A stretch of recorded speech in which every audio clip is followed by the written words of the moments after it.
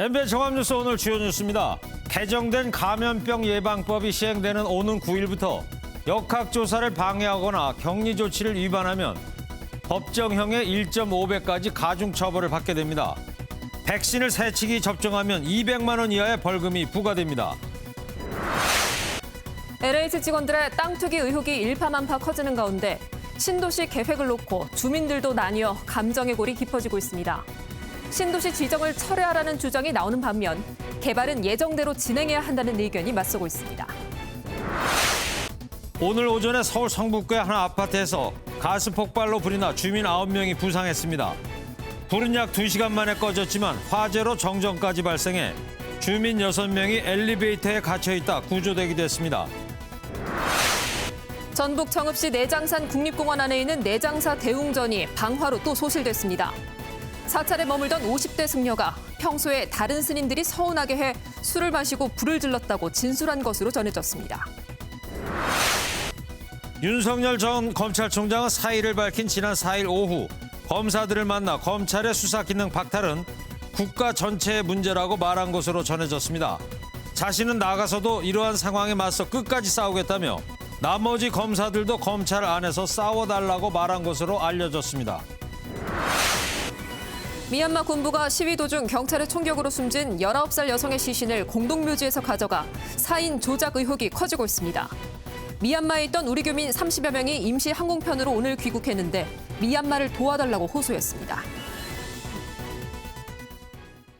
여러분 안녕하십니까? MBN 종합뉴스입니다. 새 감염병 예방법이 시행되는 오는 9일부터는 역학조사를 방해하거나 입원 격리 수칙을 위반하면 가중처벌을 받게 됩니다. 본인 차례가 아닌데 세치기 접종을 하면 벌금 200만 원이 부과됩니다. 권영범 기자입니다. 국회를 통과한 감염병 예방법 개정안에 따라 고의로 방역 조치를 위반해 병을 전파하면 법정형의 1.5배까지 가중처벌을 받게 됩니다. 특정 집단이 조직적으로 역학 조사를 방해하면 최대 3년 이하의 징역 또는 3천만 원 이하의 벌금. 입원 격리 중인 사람이 방역 수칙을 어기면 최대 1년 5개월 이하의 징역이나 1,500만 원 이하의 벌금이 부과됩니다. 손해배상은 보건복지부 장관과 질병관리청장, 지방자치단체장이 청구할 수 있습니다. 감염병의 예방이나 방역 조치를 위반해 감염병을 확산시키거나 확산 위험성을 높인 사람에게 손해배상을 청구할 수 있게 됩니다.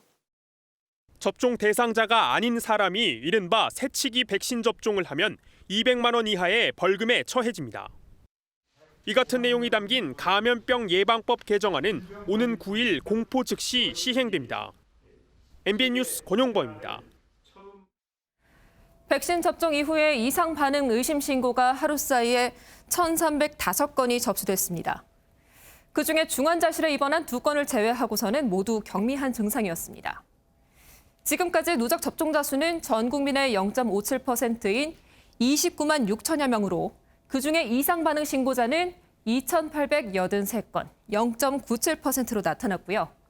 백신을 맞은 뒤 사망한 사람은 모두 7명인데 방역당국은 백신과의 인과성이 확인되지 않았다고 밝혔습니다.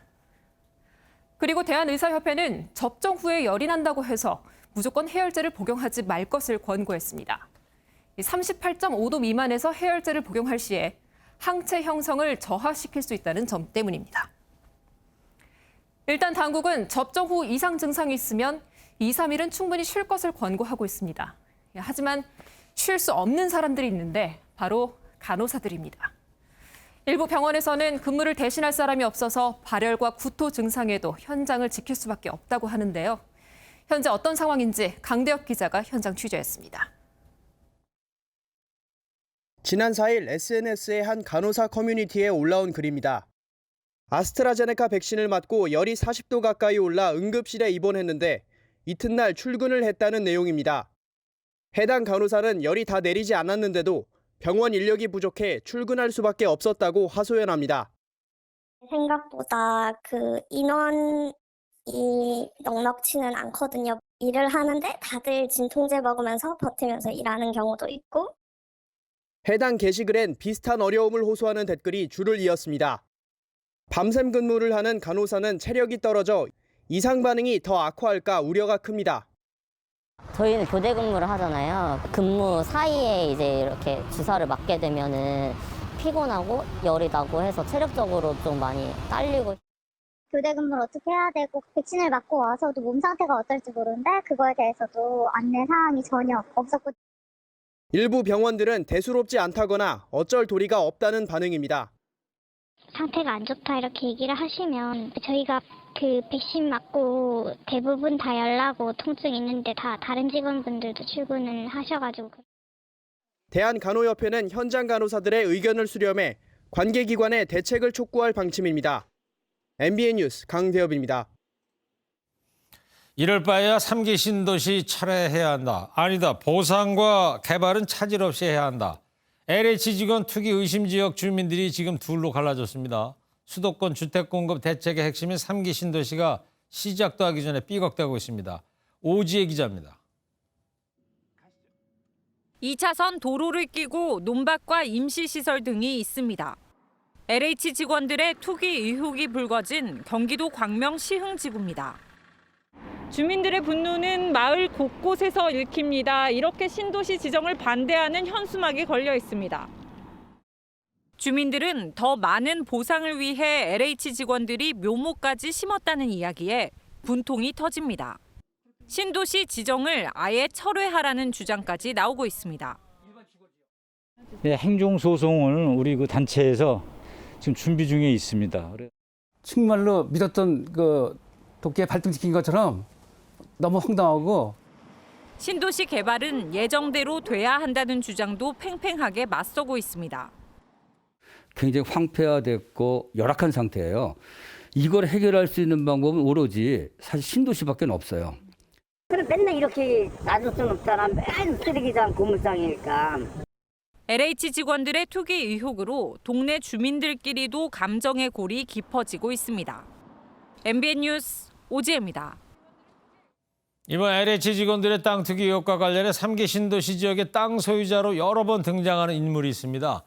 거액의 대출을 받고 광명과 시흥 일대 땅을 사들인 이른바 강 사장이라는 LH 간부인데요. 저희 취재진이 투기 의혹에 대한 당사자 입장을 묻기 위해서 직접 찾아가 봤는데요.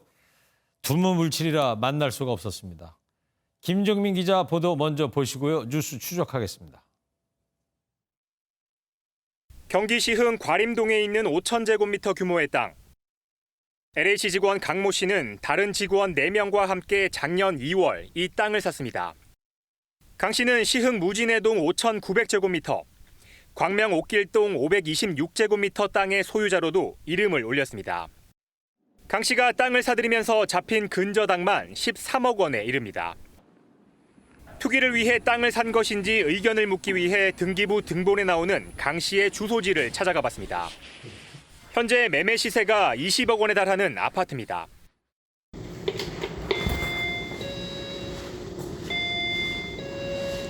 아시나 싶어서 잠깐요.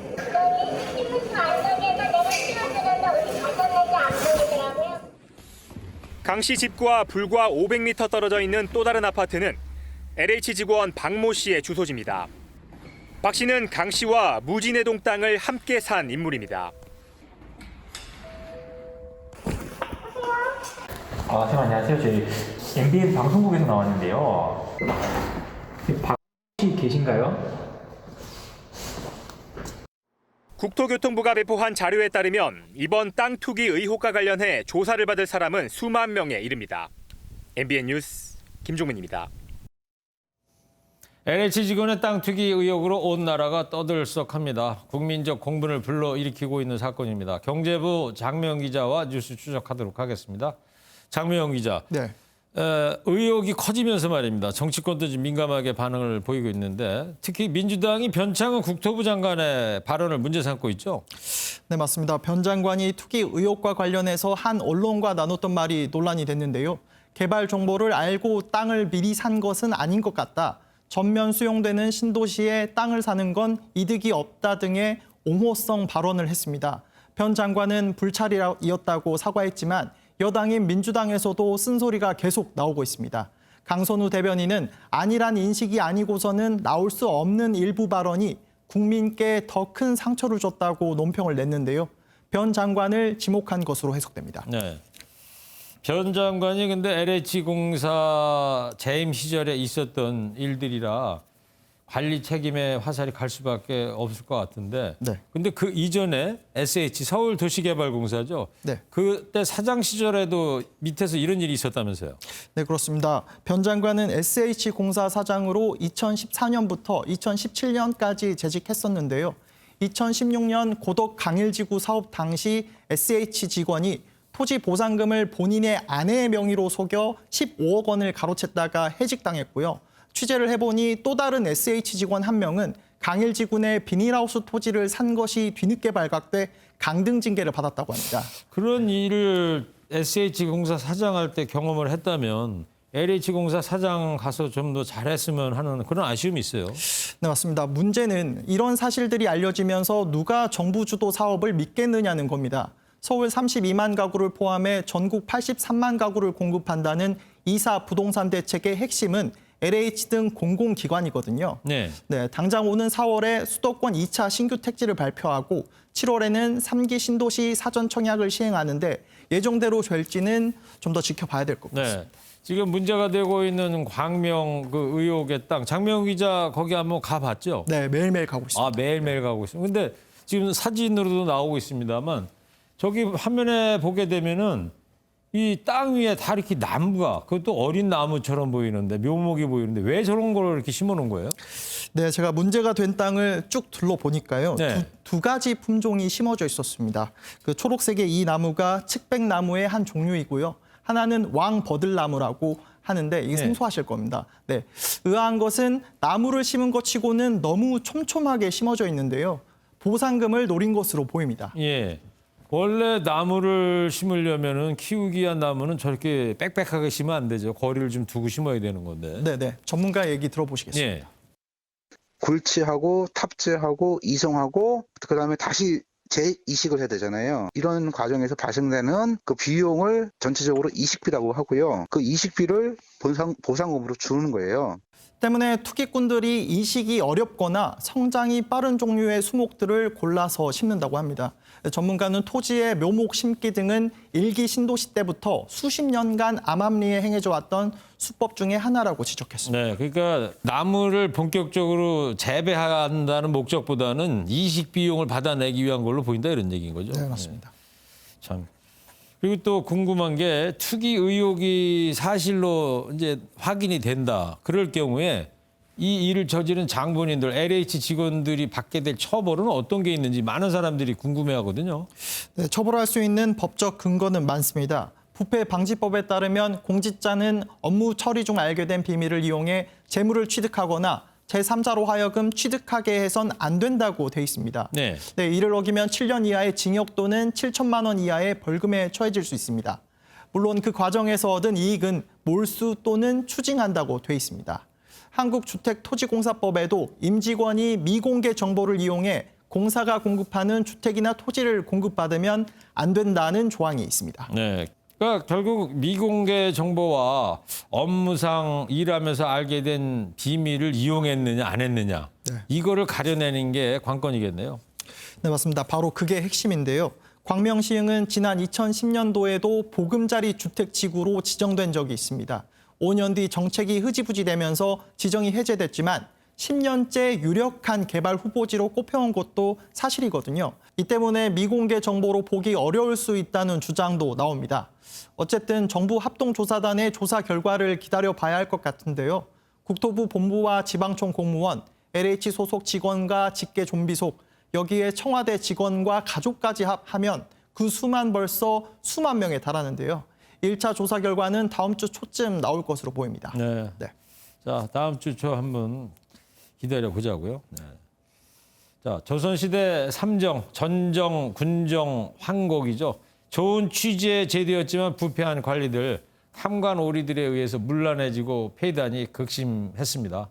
3기 신도시, 주택 공급이라는 좋은 취지 역시 공기업 LH 직원들의 땅 투기 의혹으로 현대판 삼정의 문란을 보는 듯합니다. 뉴스 추적 장명훈 기자였습니다. 다음 소식입니다.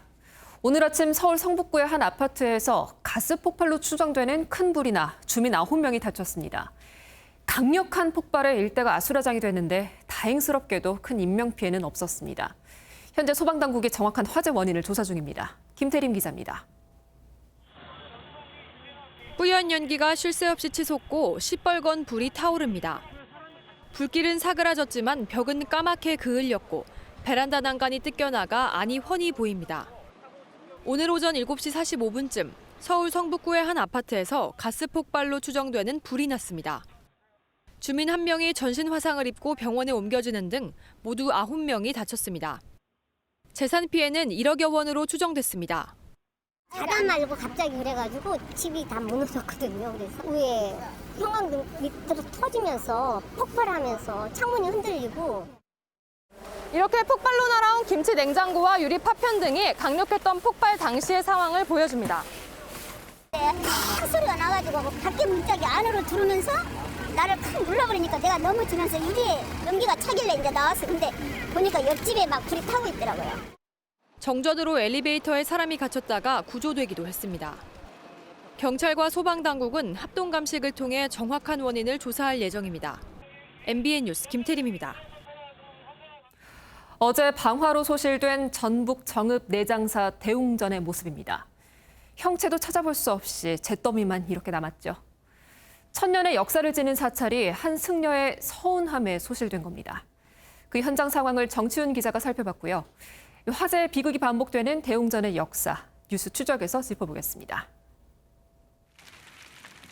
어젯밤 내장사 대웅전 건물이 화마에 휩싸였습니다. 소방호스로 물을 뿌려보지만 나무로 이뤄진 건물의 불길이 워낙 거세 진화가 여의치 않습니다. 새벽녘 뼈대만 남은 건물은 날이 밝으면서 폭삭 주저앉았습니다. 대웅전을 떠받치던 기둥은 숯덩이가 됐고 건물 기아도 바닥에 나뒹굴고 있습니다. 돌로 된 기단만 남아 건물의 위치를 말해주고 있습니다.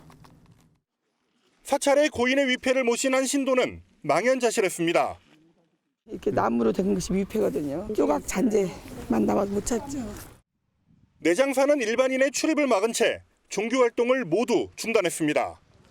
불은 내장사에 머물던 50대 승려가 평소 불만을 품고 술에 취해 저지른 것으로 드러났습니다. 5분 만에 경찰에 일부러 불냈다며 신고도 직접 했습니다. 승려 생활을 한 20년 했다는 것 같은데 어느 정도 직책을 갖고 있다든가 그런 것에 대한 자격지심도 있지 않았었냐 생각이 돼요. 경찰은 방화 혐의로 체포한 50대 승려에 대해 구속영장을 신청할 예정입니다. MBN 뉴스 정춘우입니다.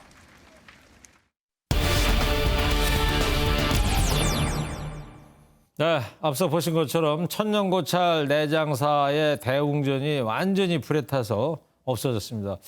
네, 화재가 한두 번이 아니었습니다. 사회부 이혁근 기자와 뉴스 짚어보도록 하겠습니다. 이혁근 기자, 불이 난 내장사 하면 단풍부터 떠오르긴 하는데 어떤 곳인지 좀 자세히 좀 설명 좀 해주세요. 예, 내장사는 전북 정읍 내장산에 있는 천년고찰입니다. 636년 영은사라는 이름으로 창건됐다가 1566년 내장사로 이름이 바뀌었습니다. 화마에 휩싸인 건 이번이 4번째입니다. 임진왜란과 한국전쟁 때 완전히 불탔다가 재건되기를 반복했고 2012년에는 누전으로 또다시 잿더미로 변했습니다. 2015년 정읍시가 시민의 성금과 예산 등 25억 원을 들여 복원을 했지만 어제 불로 대웅전은 또다시 사라졌습니다. 복원을 했잖아요. 너무 좋아가지고 올 때마다 한 바퀴씩 돌아보고 그랬는데 또 이런 사고가 나니까 너무 어이가 없고. 네, 허탈한 시민의 인터뷰 좀 들어봤습니다. 내장사가 위치한 내장산이 원체 인기가 많아서 저런 반응이 나올 것 같은데요. 네. 내장산은 전국 제1의 단풍 명소로 꼽히죠. 단풍 인파가 많게는 15만 명까지 몰리는 곳이어서 이번 화재가 더 안타까움을 자아내고 있습니다. 그렇습니다. 단풍 참 멋진데요. 지금 저 뒤로 보면 화재 전후의 장면이 완전히 대비가 되지 않습니까? 네. 윗부분 같은 경우에는 2015년에 다시 복원한 내장사 대웅전의 모습이고요. 아래가 이제 완전히 어제 불로 소실된 모습입니다. 오늘 이제 모습인 것 같고요. 네, 정읍 시민의 세금, 성금이 모여서 저렇게 멋지게 복원을 했었는데 안타깝게도 방화라는 원인으로 사라졌기 때문에 시민들의 안타까움, 허탈함, 아쉬움이 더해지고 있습니다. 그렇습니다. 예. 자, 또 앞서 리포트를 보니까 내장사의 승려가 이제 불을 질렀다는데 도대체 왜 그런 거래요? 네, 방화 피의자인 50대 승려는 어제 오후 6시 35분쯤 경찰에 전화를 걸어서 내장사에 불을 질렀다고 본인이 직접 신고를 했습니다. 소방당국이 곧바로 대응 1단계를 발령하고 출동을 했지만 큰 불길은 1시간 반가량 지난 뒤인 오후 7시 53분에 잡혔습니다. 그게 꼭 어제 이맘때군요. 네, 맞습니다.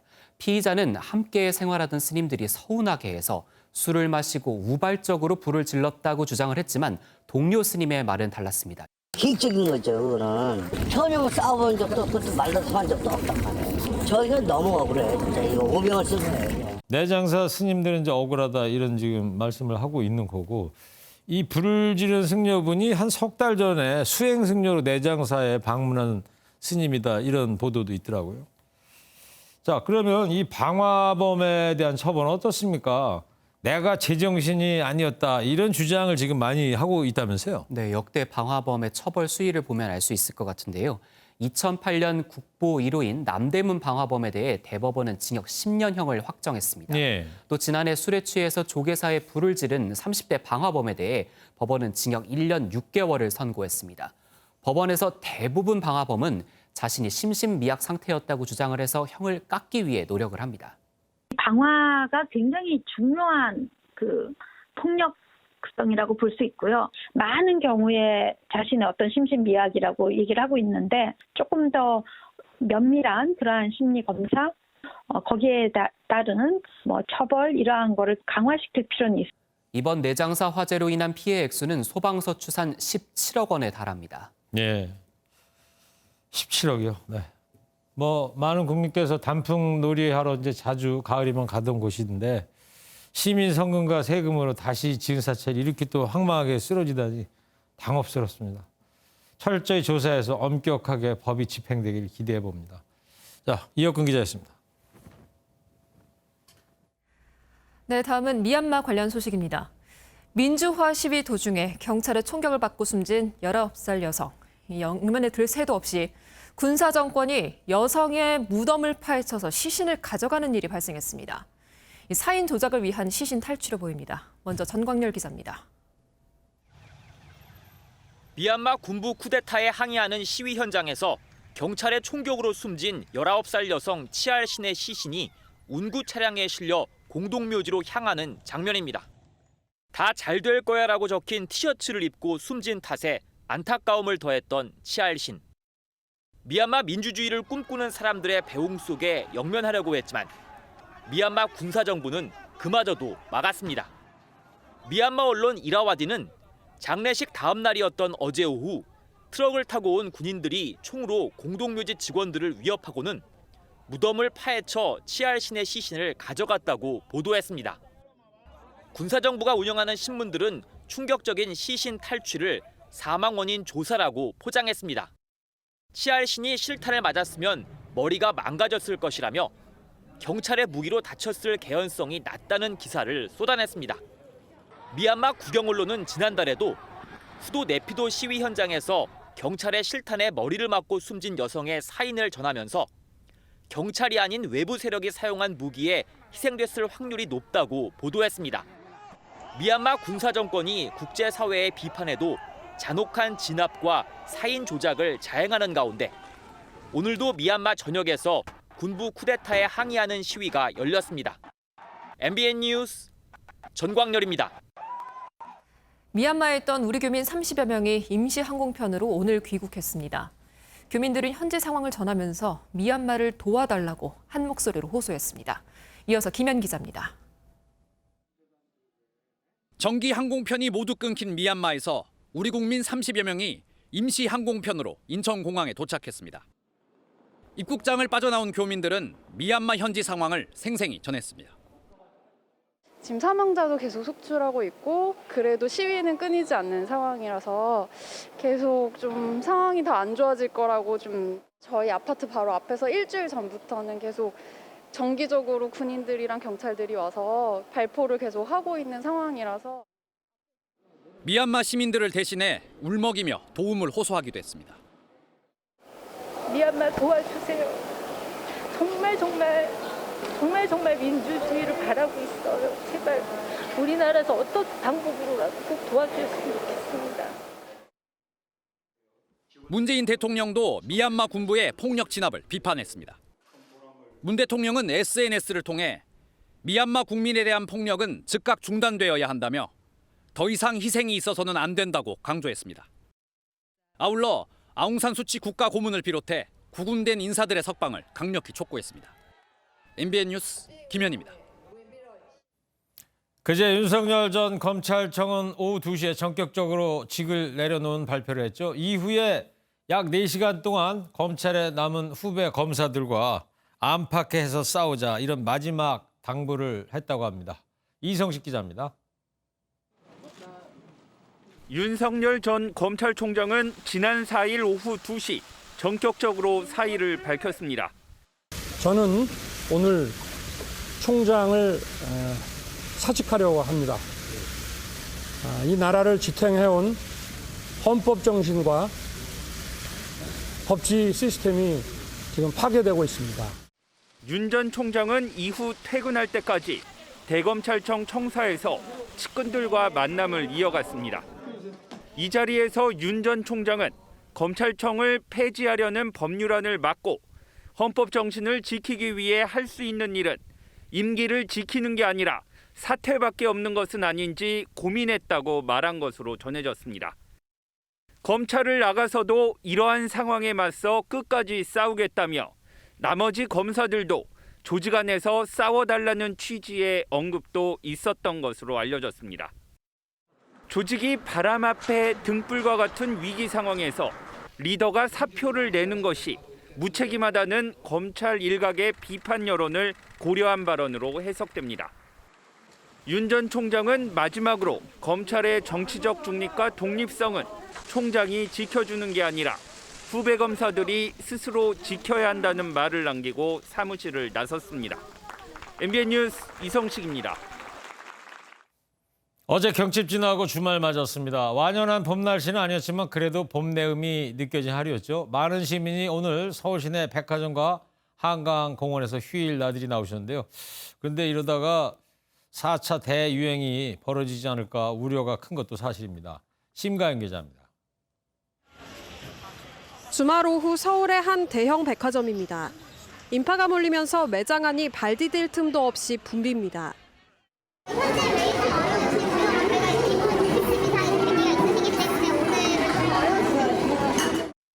식사할 땐 어쩔 수 없겠지만 종종 마스크를 내린 채 돌아다니는 사람도 눈에 띕니다. 곳곳에 길게 늘어선 줄과 다닥다닥 붙어 이동하는 통에 거리두기 2m는 실종됐습니다. 야외도 인파로 북적거리기는 마찬가지였습니다. 서울 여의도 한강공원입니다. 날씨가 풀리면서 주말을 맞아 야외 공원을 찾는 시민들의 발길도 부쩍 늘었습니다. 코로나가 조금 걱정되긴 하는데 그래도 이제 마스크 잘 쓰고 이렇게 사람들하고 거리를 좀 두면은 괜찮을 것 같다는 생각이 들어서.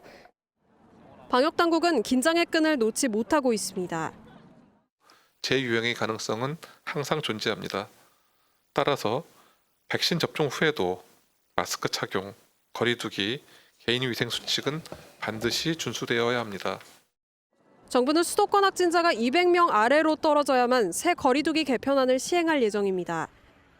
MBN 뉴스 심가현입니다. 마크 램지 하버드대 로스쿨 교수의 위안부 논문을 규탄하는 결의안이 미국 필라델피아에서 처음으로 채택됐습니다. 램지 교수의 논문을 콕 집어서 공개 규탄한 건 다소 이례적입니다. 안보람 기자입니다. 극도로 부정확하고 수천 명의 피해 여성에게 모욕적이다. 미국 필라델피아 시의회가 통과시킨 결의안은 마크 램지어 하버드대 로스쿨 교수의 위안부 논문을 이렇게 규정했습니다. 피해 여성에 가해진 심각한 불의와 고난을 계약관계의 매춘으로 격하한 무례한 역사 다시 쓰기라고도 지적했습니다. 한국계인 데이비드 오 시의원이 지난달 25일 발의한 이 결의안은 현지 시각 4일 시의회에서 최종 가결됐습니다. 논란이 불거진 지 불과 한 달 만으로 램지어 교수의 논문을 규탄하는 결의안이 통과한 건 처음입니다. 연방의회나 주의회 차원은 아니지만 인구 규모 6위, 대도시인 필라델피아에서 특정 논문을 직접 겨냥한 건 이례적입니다. 이런 가운데 하버드대 교내신문 하버드 크림슨은 램지어 교수가 일본 정부와의 관계를 부인하지 않아 사실상 인정했다고 보도했습니다. 다만 램지어 교수는 일본 정부와의 관계가 논문에는 영향을 미치지 않았다고 주장했습니다.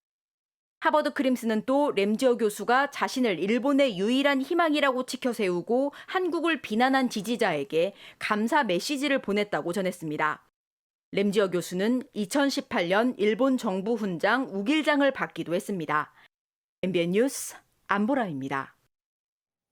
정부의 탈원전 기조에 따라 원전 종사자들은 고민이 이만저만이 아닙니다. 이건 당장 진로를 바꿀 수도 없는 원자력 전공 학생들도 마찬가지인데요. 박은채 기자가 이들의 이야기를 들어봤습니다. 지난달 16일 산업통상자원부 앞입니다. 원전 종사자들은 탈원전에 따른 고용 불안을 호소했습니다. 원자력 노동자 고용 불안을 즉각 해결하라! 해결하라! 해결하라! 이로부터 엿새 만인 22일 정부는 신한울 3, 4호기의 공사 계획 인가를 2023년 12월까지로 미뤘습니다. 그때부터 해갖고 지금까지 계속적인 고용 불안은 일어나고 있다고 볼 수 있는 거죠. 중소기업 종사자들은 더더욱 더 고용의 불안에 지금 떨고 있는 거고요. 정부는 원전 해체나 방사성 폐기물 처리 산업을 키워 새로운 일감을 만들겠다는 계획입니다. 하지만 원자력을 전공하는 학생들의 얘기는 다릅니다. 신형 원자로 개발이라던가 기존 원자로를 이제 좀 안전을 좀 더 향상시키는 이런 연구를 이제 좀 많이 해왔는데 해체 쪽은 또 완전 다른 분야라서 이렇게 괴리가 좀 있죠. 현재 원자력 관련 석박사 인원은 서울대, 한양대, 카이스트 경희대 등 4개 학교만 해도 500여 명입니다. 원전 전공자들은 당장 이달 결과가 나오는 체코 두코바니 원전 입찰이 초미의 관심사입니다. 수주만 하면 국내 원전 인력은 얼마라도 숨통이 트일 수 있습니다. 한수원과 한전이 2018년 완공한 UAE 바라카 원전만 해도 지난해 10월 기준으로 2,000명의 국내 인력이 파견됐을 정도로 해외 원전은 고용 창출 효과가 큽니다.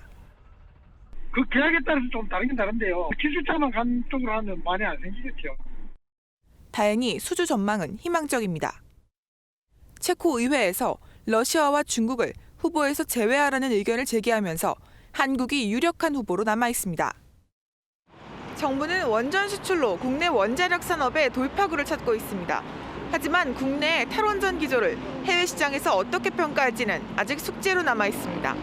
MBN 뉴스 박은채입니다.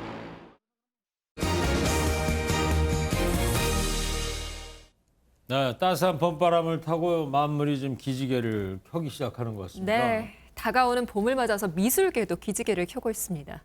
그림 전시회가 열리나 보군요. 그렇습니다.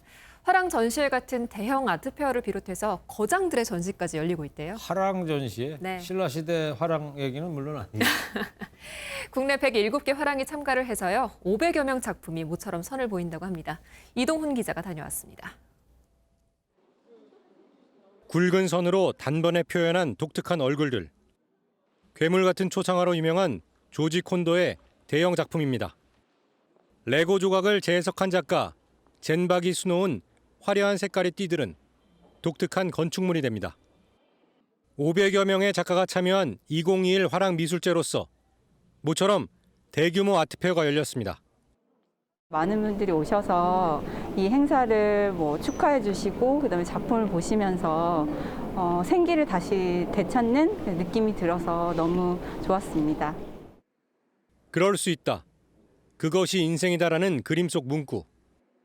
노란 나비아새, 활짝 핀 꽃과 북을 치는 사람이 인상적입니다. 제주도 화백으로 유명한 이활종 작가는 5년 만에 개인전을 개최했습니다. 굉장히 어둡잖아요. 요즘 삶이 어려운 분도 많으시고 그래서 좀 어떻게 색채도 좀 밝게 쓰고 과거보다 좀 함축적이고 밝게 쓰는 그걸 이제 보여드리려고. 아울러 박서보, 최종태 등 원로 미술가들이 자신들의 미술관을 조성하는 계획을 발표하는 등 미술계는 새로운 활기가 돌고 있습니다. MBN 뉴스 이동훈입니다. 김영춘 전 해양수산부 장관이 더불어민주당 부산시장 후보로 선출됐습니다. 서울시장 여야 후보들은 저마다 현장을 찾으면서 첫 주말 행보를 시작했습니다. 김순철 기자입니다. 더불어민주당 부산시장 후보 경선에서 김영춘 전 해양수산부 장관이 승리했습니다. 개표 결과 김영춘 후보가 더불어민주당 부산시장 후보에 선출되었음을 선포합니다. 최종 득표율은 67.74%로 압도적입니다. 1987년 김영삼 전 대통령이 통일민주당 총재 시절 비서로 정계 입문한 김 후보는 이후 3선 국회의원과 문재인 정부에서 해수부 장관을 지냈습니다. 저희 모든 능력과 경험을 다 쏟아서 부산의 위기를 해결하고 부산 경제를 반드시 살려내겠습니다, 여러분. 국민의힘은 오거돈 전 시장의 성추행 범죄로 인해 치러지는 선거이기 때문에 애당초 후보를 내는 나쁘끄러운 일을 해선 안 됐다며 맹비난했습니다. 첫 주말을 맞은 서울시장 후보들은 나란히 현장 행보를 이어갔습니다. 박영선 민주당 후보는 서울 동작구 성대시장을 찾아 스마트 시장을 체험했고, 서울 구로 차량기지를 방문한 오세훈 국민의힘 후보는 LH 사태를 강하게 성토했습니다. 안철수 국민의당 대표는 서울 영등포구의 한 필라테스 지점을 찾아 정부가 주먹구구식 사회적 거리두기를 하고 있다고 비판했습니다. MBN 뉴스 김순철입니다. 지도자로 프로축구 K리그에 첫 발을 뗀 홍명보 울산현대 감독이 승승장구하고 있습니다. 광주를 꺾고 개막 2연승으로 선두를 달렸습니다. 구경호 기자입니다. 개막전에서 공격 축구를 펼쳐 강원에 5대0 대승을 거둔 울산 홍명보 감독은 광주를 맞아서도 밀어붙였습니다. 득점을 뽑아낸 건 전반 38분. 21살의 김민주는 코너킥에서 볼이 흘러나오자 강력한 왼발 슈팅으로 골망을 갈라 프로 데뷔골을 터뜨렸습니다. 젊은 선수 육성에 일가견이 있는 홍명보 감독의 선택이 맞아떨어진 순간입니다. 울산은 이후에도 공격을 퍼부었는데 이동준의 헤딩슛이 크로스바에 맞고 김민준이 재차 슈팅했지만 골키퍼에 막혀 추가골은 넣지 못했습니다. 두 경기에서 6득점, 무실점으로 막강 전력을 과시한 울산은 2연승으로 단독 선두를 질주했습니다. 지난해 1, 2부 리그 우승팀 간 대결로 관심을 모은 전북과 제주 간 대결에선 양팀이 한 골씩 주고받으며 무승부를 기록했습니다. 특히 제주는 0대1로 뒤진 후반 24분 안현범이 빠른 돌파에 이어 수비수들을 연달아 제치는 개인기 끝에 동점골을 뽑아 탄성을 자아냈습니다. 2부 리그에선 서울 이랜드가 김천을 4대0으로 대파하고 2연승을 달려 돌풍을 예고했습니다. 외국인 선수 베네가스는 고감도 득점력으로 2골을 터뜨려 대승의 주역이 됐습니다. MBN 뉴스 구경호입니다. 따스한 봄볕에 꽃망울도 얼굴을 내밀었습니다. 지금 보시는 화면은 전남 광양의 매화마을의 모습인데요. 은근한 매화 향기가 스튜디오까지 전해오는 것 같습니다. 서울 도심 곳곳에서도 이렇게 봄을 부르는 매화를 만나보실 수 있습니다. 내일도 전국 대부분이 11도 안팎까지 오르면서 봄 기운 가득한 휴일을 맞겠습니다. 다만 대관령을 비롯한 영동 지역은 한낮에 4도에 그치겠는데요. 그렇다 하더라도 영동 지역을 포함한 전국의 일교차가 큰 폭으로 벌어져서 옷차림에는 신경 써주시는 게 좋겠습니다. 영동 지역에는 오늘까지 많은 눈이 내려 쌓였습니다. 현재 대설주의보는 해제된 상태지만 내일 새벽까지 강원 산지와 경북 북동 산지를 중심으로는 최고 5cm의 더 눈이 내려 쌓이겠고요. 그 밖에 강원 동해안과 경북 북부 동해안을 중심으로는 1에서 3cm의 눈이 내리거나 5mm 안팎의 비가 더 내리겠습니다. 내일 전국에 구름이 많은 가운데 휴일인 내일 대기질은 깨끗하겠습니다. 내일까지는 영남 해안가와 제주를 중심으로 최고 초속 16m까지 바람이 강하게 불겠습니다. 또 내일 새벽까지 제주에는 빗방울이 떨어지는 곳도 있겠습니다. 영동 지역에 내려 쌓인 눈은 밤 사이에 기온이 떨어지면서 빙판길로 나타나는 곳이 많겠는데요. 교통 안전에 유의해 주시기 바랍니다. 당분간 일교차 큰 봄 날씨가 이어지겠고요. 주 후반에는 호남과 제주를 중심으로 한 차례 봄비 소식이 있습니다.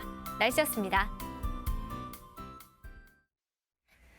네, 오늘 영상 속으로는요. 김현우 기자가 담아온 강원도 대관령의 하늘 목장 모습입니다. 3월의 설경 멋집니다. 그죠? 저 바람개비 아래서 설경 바라보면 복잡했던 머릿속도 아주 깨끗해질 것 같은데요. 저도 그렇습니다. 어제가 만물이 겨울잠에서 깨어난다는 경칩이었잖아요. 예. 지금 영상 속 저 산 넘어서 봄이 오는 소리가 들리는 듯합니다. 그래요. 네. 봄이 오는 바람에 바람개비가 이게 돌고 있듯이 그렇죠. 3월도 활기차게 시작을 해보자고요. 좋습니다. 자, MBN 종합뉴스는 여기서 모두 마치겠습니다. 시청자 여러분 편안한 저녁밤 보내시고요. 저희는 내일 뵙도록 하겠습니다. 고맙습니다.